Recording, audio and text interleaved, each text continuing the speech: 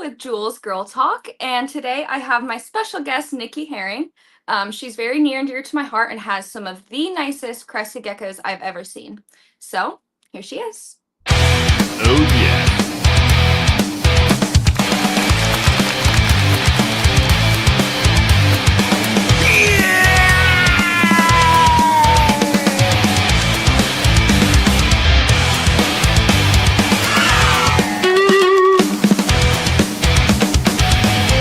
Oh yeah.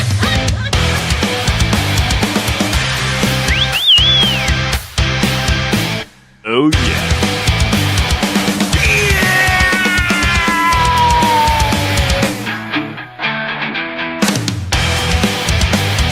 Oh my.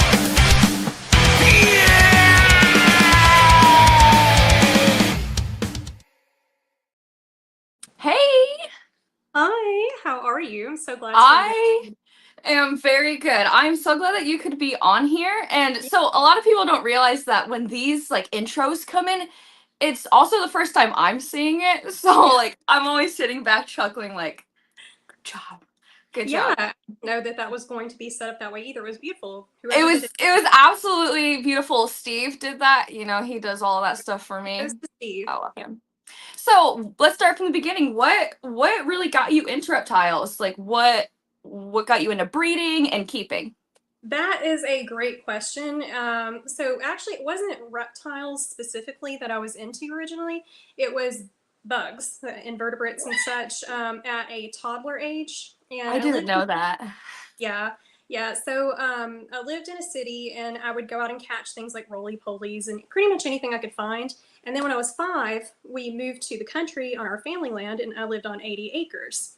So at that point, it was just a whole new world of things to see, from reptiles to insects. But at that time, bugs were my thing.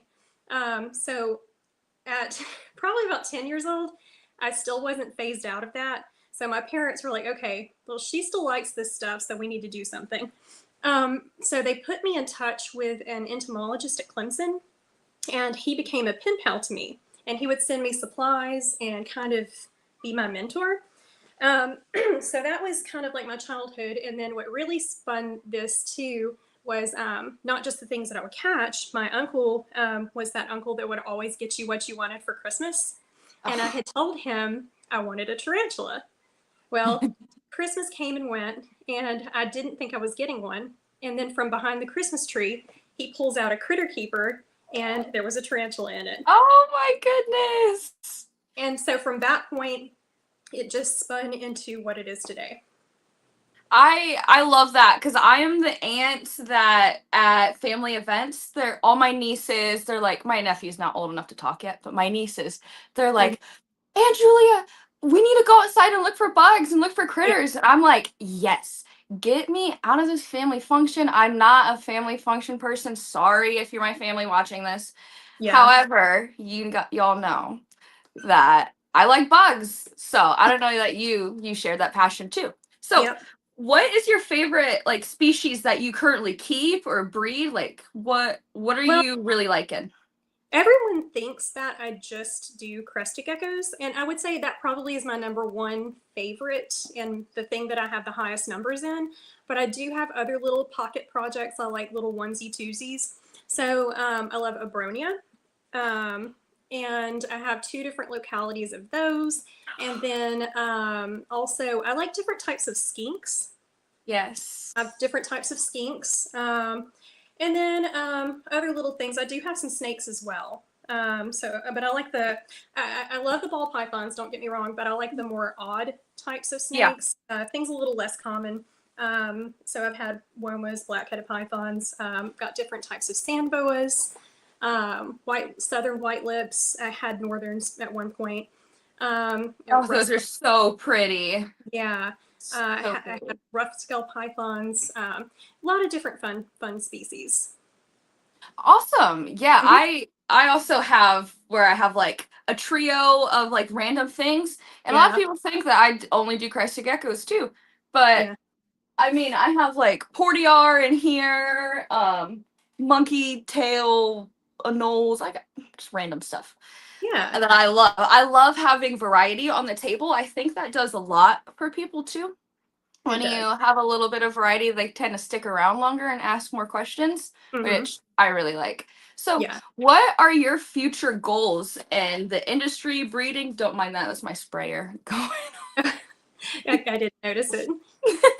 Yeah.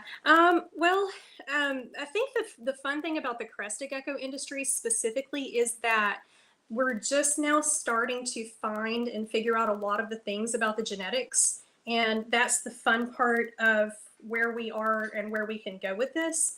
So we're at that very exciting stage of things still popping out. We're learning about things from, say, for example, like Pixel. A lot of people are trying to figure out things, and then in researching that, people have found other types of things that they're identifying and naming. And as many people know, I have found something that that I call Frostbite, and that Yes. is my pet project. And I can show you. I actually did bring some of the animals. And excuse that noise. I've got my tree frogs. Oh, that's awesome.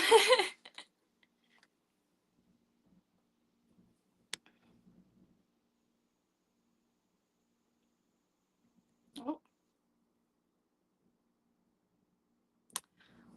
I think we may have lost her audio on that. Nikki, if you don't mind exiting and then rejoining, that'd be great. We might have lost the audio. Not sure. Knock, Things knock. like that. Hi. So while she's doing that, I was kind of backstage. I was toggling some, and now Jules is gone too. So I was toggling through some of the pictures, and she's got some really, really exceptional crested geckos. Oh, hey, Nicky, you back?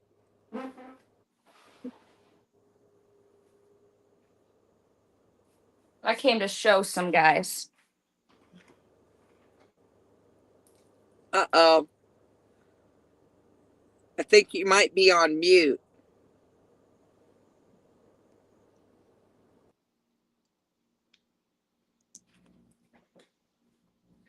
This is my scaleless rat snake, and he usually bites me, but he decided to be nice for the stream.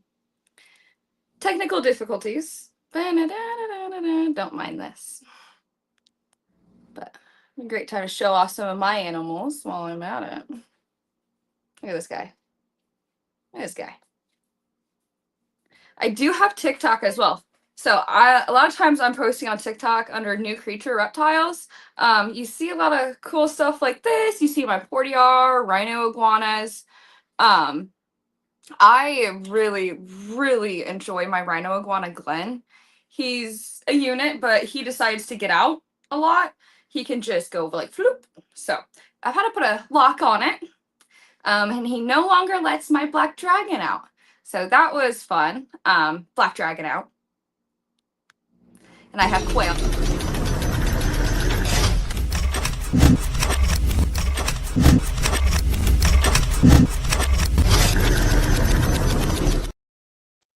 Time for a sponsor, Steve. Let me hear it. What's Colubrid Fest? What?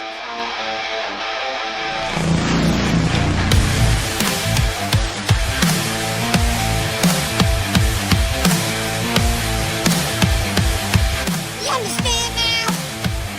Be self, Pharrell. I'll see you there.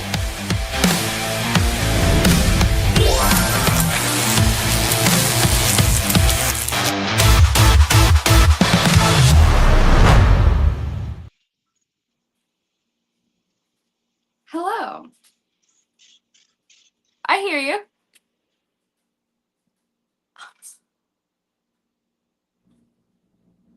Join on your phone.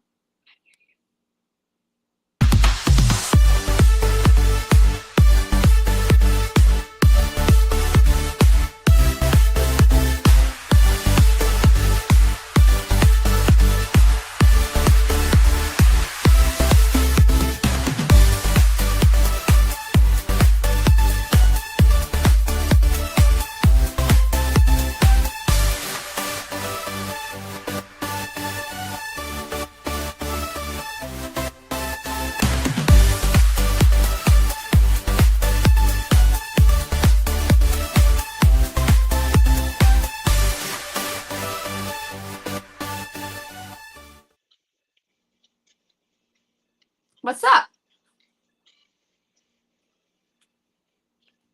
Can you hear me, Nikki? Oh, we seem to have a little mishap.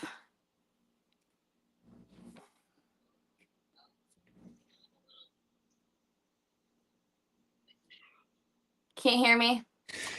So, it's kind of like they were saying in the chats, if everything went perfect, we wouldn't even know what to do. We do have a bunch of people starting to rotate through down to the chat. Wild Horses, I see you just popped in. We appreciate everybody coming on. I don't know if we're going to be able to get through this one or not. We are going to keep trying. You may have to log out, Nikki, and try to log back in. We've also got Flick down there, so we've got a lot of people starting to tune in. But I tell you what, Julia, so she was starting to talk about the Frostbite stuff. So I know. do you know anything about the Frostbite stuff, really? I do. However, I don't want to say something wrong on record. So we can at least show some here. Yes. So you see the toes. You see how the toes are like white almost, and the body's kind of see-through. Here's the toes. So that is her Frostbite. I remember she told me about that I met her about a year and a half ago, and she started talking to me about that, and I was like absolutely in awe. Yeah, and it's not just, I showed a couple of the lighter colored ones, but like even fired up. Look at the toes. And this looks like it's fresh out of the egg too. Correct me if I'm wrong, but Julie. Hi. Hi. Okay, I had to go to my phone. For some reason, the iPad was making it where I couldn't hear anything. So I'm having to jerry rig this real quick and try and get this working. Hey, but I'm just glad to hear your beautiful voice.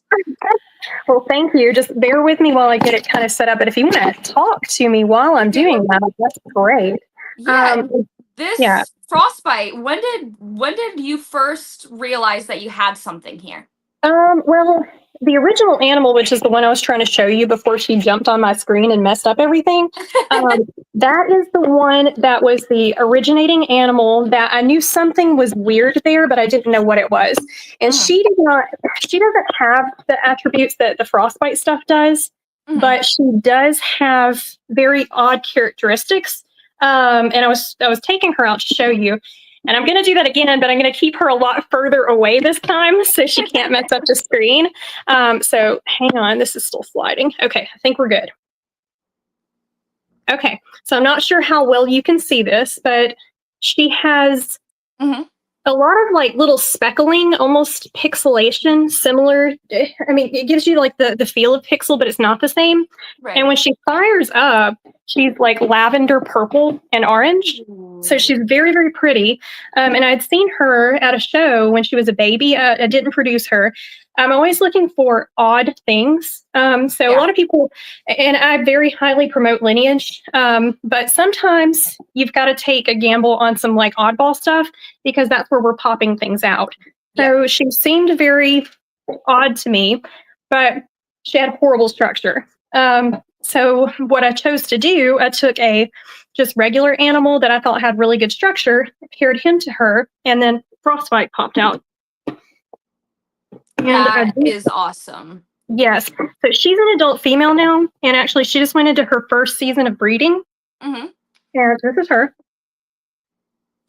And I don't know how well you can see on that screen, but she has like a little patch under her throat. Yeah, I see that. It almost looks translucent under there. She is. When she was a baby, and there's videos, you could watch her heartbeat through her shoulder. And when she's so cool. Yeah, and when she's fired up, she's very beautiful. Yeah, you can see it from there. You can see all the internal organs, and there's even patches. The thing that's really weird about this too is it affects the scalation. So there's different types of scales on different parts of the body, and I do have a video pinned to Instagram on it. So if you get really bored and you want to see it, you can watch it. But I will tell you, it will make you a little bit nauseous because I'm using a microscope to record it. But some of the pores, they look like how I describe it as deflated bubble wrap. Mm-hmm. So they look kind of like pores, or some of the scales rather, not pores. Yeah. They look like they could be pores, but they're different. And then go a little further on the body, and they change. So they're like tiny little, I call them micro scales, and they have little speckles. And then there's patches of bare skin. And how is So, it like from a baby? Like, how did it progress? Like, did that scalation get even funkier? it seems like not really the scalation more funky, the pattern more was becoming more funky. So originally I just noticed the toes. And then as she grew, she started developing that patch. And as she got older, it kind of crept up the side. And I will say too, I've produced 7 of these. So it is a thing. I wasn't sure too because she was the only one that season that hatched. And I thought maybe it's a fluke. And I was okay with that. But then the second season, because I had, I don't know, probably 5 or 6 babies the first season, and she was the only one that had those kind of attributes. But then the second season, I go and there's a string of them. So I was super, super excited. And that leads me to my favorite one, which is siblings to Frostbite. But you can see how much this varies on how it presents. Can you see that? Oh, yeah. Isn't that fun? That is funky. Yeah, this is my absolute favorite. This was the 7th one, and I named it Lucky Number 7. So just because it was the 7th, and this is my absolute favorite. It's beautiful. The back pattern turns like a really pretty like rust color, and then it gets right here like a golden. And when it's fired down, it's completely see through. And as you can see, most of the body is just completely see through. That is gorgeous. I assume you've held every one of them back. Yes, nothing has been leaked or released. So that first season, all the babies got held. This last season, same thing. And then Frostbite actually was paired this season, and I've got eggs incubating currently. So what I'd like to do to prove it out is to put one of the other visuals, like this one, and pair together to see what that does. But for the time being, since they're still too little, I paired a brother to try to see if that does anything. Nice. Yeah. So Have it's you, been a long.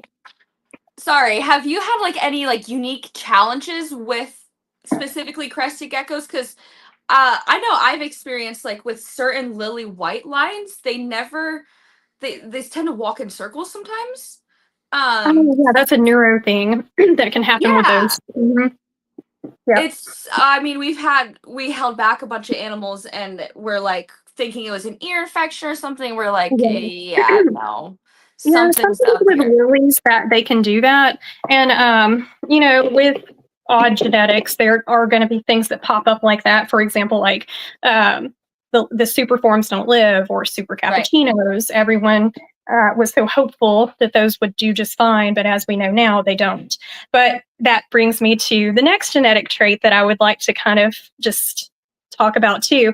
And I don't just work with the oddball stuff. I love my regular projects too, and I'm very particular on those about having lineage, looking at really strong structure, pairing animals together that I think are really going to produce killer offspring.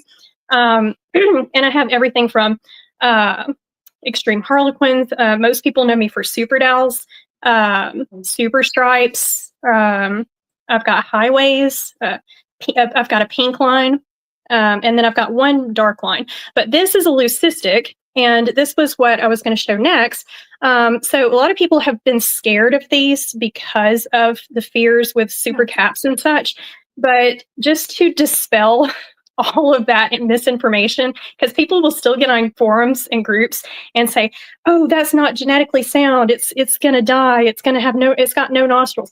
It has nostrils. They grow just fine. They produce just fine. I've worked with these for a while. I've got 5 now, and I haven't seen any problems. Is that Brian's line?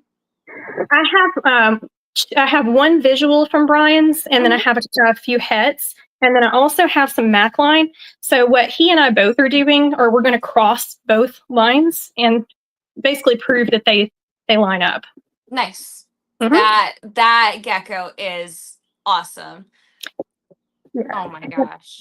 And I think there is room to improve some on the crest. Like that one's not bad, but my female, she actually does have some little crusts. So I think if we kind of keep it clean and don't interbreed too much and we try to produce nice, healthy animals, then I think we can actually do something with that. Yeah, if you take the longer route, Yeah.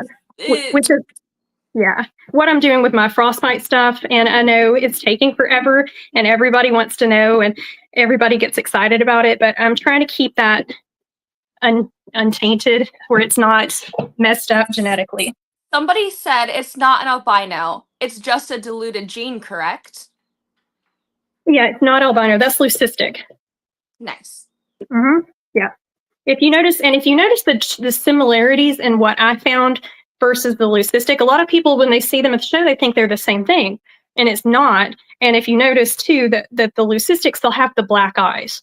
Mm-hmm. And like with my Frostbite, as an example to that, they look very similar as far as translucency. However, they do have a pattern, and their eyes are normal, like they're a normal color. So you clearly have a lot of animals. How do you balance, like, are reptiles all you do? Do you have a day job? Is this your day job? No, it's not my day job. Oddly, I was going to school to study entomology and arachnology. That's what I was going to college for. But in the time that I was doing that, I started working for a bank. I ended up working there several years. And then I thought, well, maybe I should stay in this industry. And that will just be my hobby and my fun job. So actually what I do, I am an internationally certified anti-money laundering specialist. Oh, big words. Yes. So I get to do fun stuff. Currently, I don't get to do as much in that role. I changed positions, but I still have those credentials. But that's really fun. So I used to get to work on lots of fun, different types of investigations. But in the evening, after playing mom, working, cooking, and doing everything that everybody else knows, then geckos was my kind of getaway. That's awesome. It was really hard for me when I worked at a store taking care of animals and then having to come home and take care of animals all day. It was like, when can I take care of myself? So I'm glad that you have like a little balance there, because it can be overwhelming very quickly. Yeah, definitely. I'd say that's my biggest struggle, was finding that balance. And then, as probably everyone does, you always see these really cool things and you're like, oh, I'll just add a couple more. Yeah. Yep. It can get to a point really quick where you're like, wow, I need help. Yeah. So, I actually did hire back my old worker, and I love her to death. So that's another thing that helped me is I did get actual help, so that it does help me balance between doing stuff with my kids, and I also have some health stuff that I have to battle too. So in between, it's just like, and just to be relatable to everybody, because everybody can relate to this. It's, you want to do all these things, but you have to juggle the day in, day out stuff. Yep. Mm-hmm. Yeah, if I could be in here all day, every day, and not have to worry about anything else, I totally would. But I also need a couple minutes to myself before I come in here. Yeah.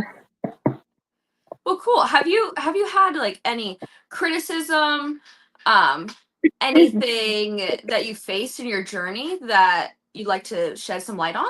You know, you can't make everybody happy, and I've realized that, because that's another flaw of mine, and people really wouldn't know that having met me now, because in high school and growing up in my younger years, I was a very, very shy person. Like if you spoke to me, I would hide behind my hair and like run the other direction. And I do still tend to have people pleaser type of tendencies in me. And I worry too much about what other people think and say, but I've learned not to do that. And I recommend that everybody does that, because you're never going to have everybody happy at all the time. You're going to do something that somebody's not going to like, or someone could just not like you for no reason. If everybody likes you, that's an issue, because you're never ever going to get along with everybody that you meet. No, not at all. No. Well, do you have any advice for anybody wanting to get in this, specifically Okay. any advice for women wanting to jump in on this field? Yeah, I mean, really, what I recommend to anybody that wants to start this as a small business or a hobby and get into it as far as breeding, don't listen to what everybody else tells you to do. Look at what you like and go with that, because everything is trends. So if you try to stay up with the trends, you're not going to be happy with things, because those change so much. One time they're Right. this high and then the next minute they're that low. So focus on what truly you enjoy working with, and focus on that, and that's going to set you and just have good ethics. Yeah. I Stand also behind yourself. I also don't believe in stepping stone animals. Like people are like, "Oh, you can't have a boa because you haven't had a ball python." Yeah. No. Get the animal you want, and if you really want it, you'll do all the research and it'll be smooth sailing. I don't believe in stepping stone animals. I agree with you, because if you want it and you have the dedication to research, I think you should do it if you Right. think you can handle it. Yeah, I remember when I first started, people were like, "Oh, you can't get this because you don't have experience in this." I'm like, "Well, I don't want that. Why would I get that if I don't want that?" Yeah. Now, I will So say, and I've had some customers that you could tell they hadn't researched, then I'll veer them away. But if I feel like somebody has like you said, the drive and the dedication that they really want it and they've done their research, go for it. you can tell at a table when somebody is not listening to you. Yes. It's really evident because then they'll come back up and be like, "Hey, how do I take care of this?" Like I didn't just go on a 40-minute rant. Hmm. Um, and those are the customers that I will definitely turn away as well. Be like, "Hey, do some research, really decide if this is actually what you want." And I'll always be here. I'll always have geckos. Exactly. So yeah. I struggled with impulse buying at first, like when I first got into it, because I'm going to all these shows. I'm like, ah. Yeah. So it got overwhelming quick. Hmm. Well, Well, cool. it's a fun industry, and I think we do have really good people in this industry, so I'm really happy about that. So Right. And there are bad apples everywhere. Don't get me there wrong. are, yeah, that's why I say just ignore those. Yes. Are you going to be at Tinley? Yeah, I am. Are you? I'm Are sure you're going to be there, right? I'm going to be there. I'm not going to be vending. Okay. Well, Are you going to I'll be be. vending? Yep. I am in the first aisle left of the books when you come in the door. So first aisle on the left. Yeah, I forget what row that is, but it's by the books. Chris actually started working for Reptiles to You. So Oh, nice. we will be there through Reptiles to You. Okay. So I'm super excited. We'll have to all get together, bar Yeah, afterwards, hang out. for Well, sure. all right, Yes. Nikki, thank you so much for being on here. Yeah. And I'm Sorry sure about I'll the probably audio have you glitch. on again. Okay. Yeah, that'd be great. And I'll show some Perfect. of my normal stuff. Sounds good. All right, Okay. Nikki, thank you so much. Yeah. It's been a Bye. blast. Bye.